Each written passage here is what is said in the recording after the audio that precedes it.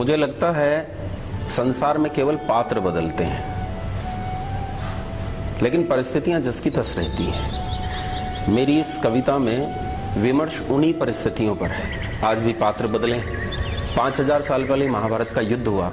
उस महाभारत के युद्ध में अर्जुन था, कर्ण था, भीष्म था, दुर्योधन था, शकुनी था। वो सारे पात्र उस रूप में थे।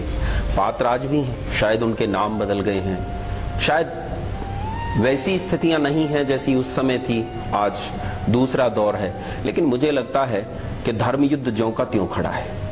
इसी धर्म युद्ध का विमर्श करती हुई यह कविता है, जो अर्जुन को संबोधित करके यह कविता कहती है। इसमें गुरुकुलों की चर्चा है। उस समय गुरुकुल में दुर्योधन पढ़ा, आज भी गुरुकुलों में लोग पढ़ते हैं। उन्हीं गुरुकुलों में अर्जुन भी पढ़ते हैं, उन्हीं गुरुकुलों में दुर्योधन भी पढ़ते हैं।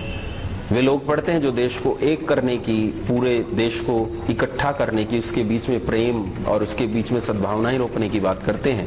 वे लोग पढ़ते हैं जो इस देश को तोड़ने की बात करते हैं। आइए इसी विमर्श को इस कविता में महसूस करते हैं। असतो मा सद्गमय तमसो मा ज्योतिर्गमय मृत्योर्मा अमृतं गमय। ओ अर्जुन, वो धर्म युद्ध के योद्धा, तुमने ललकारा था धर्म के समर में अधर्म के समुद्र को। उफनता लावा, मचलती लहरें कहीं बलशाली थी तुमसे, पर तुम लड़े। धर्म की जीत से पहले किसी पड़ाव पर न रुके। भीष्म सा दुर्भेद्य किला भेद डाला, कर्ण सा सार्थक शस्त्र जला डाला, पर तुम न थके। अभिमन्यु सा अंग कट गिरा, तुम विलक्षण थे। मोह क्रोध बनकर फूटा, अधर्म का नाश बना, पर तुम न रुके। मुझे स्मरण है ऋण तुम्हारा, किंतु ओ शांत युधिष्ठिर के रुद्र पक्ष कहां हो तुम? क्यों अब तुम्हें युद्ध दिखाई नहीं देता? क्या हुआ? क्या फिर से रणघोष सुनाई नहीं देता?